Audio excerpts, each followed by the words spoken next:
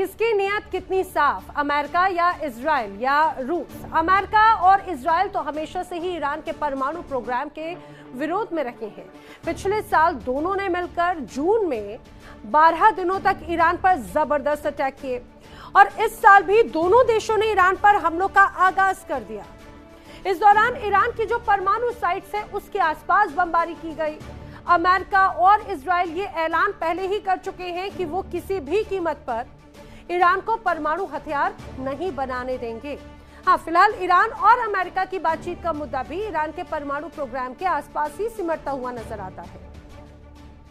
लेकिन अमेरिका के जो राष्ट्रपति हैं डोनाल्ड ट्रंप, वो लगातार ये कहते रहे हैं कि ईरान को परमाणु हथियार नहीं बनाने दिया जाएगा। अमेरिका ने 28 फरवरी से शुरू हुए युद्ध में अब तक ईरान के परमाणु प्रोग्राम्स को नुकसान पहुंचाने का कई बार प्रयास किया, लेकिन अमेरिका का हर कदम नाकाम साबित हुआ।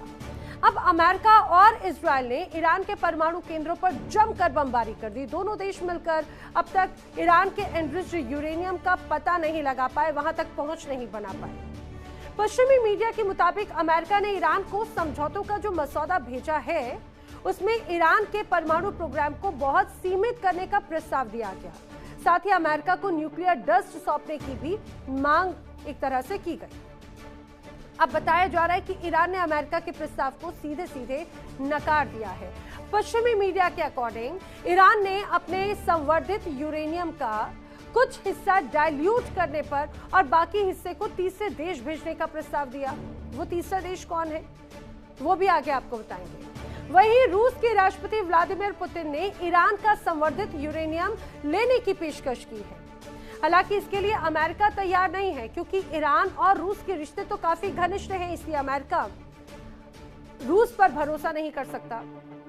अब तक अमेरिका और इजराइल ईरान के परमाणु प्रोग्राम्स को खत्म करने के लिए कई बार कदम उठा चुके हैं, कई बार दावे किए जा चुके हैं। अब देखिए, अमेरिका और इजराइल ने पिछले साल ही जून में ईरान पर भीषण अटैक किए।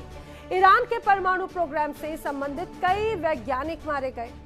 28 फरवरी से जो जंग शुरू हुई है अभी तक, समझिए, उस जंग में अमेरिका और इजराइल ने ईरान के कई परमाणु केंद्रों पर अटैक किए हैं। ईरान के एनरिच्ड यूरेनियम को खोजने के लिए CIA और मोसाद लगातार जुटे हुए हैं।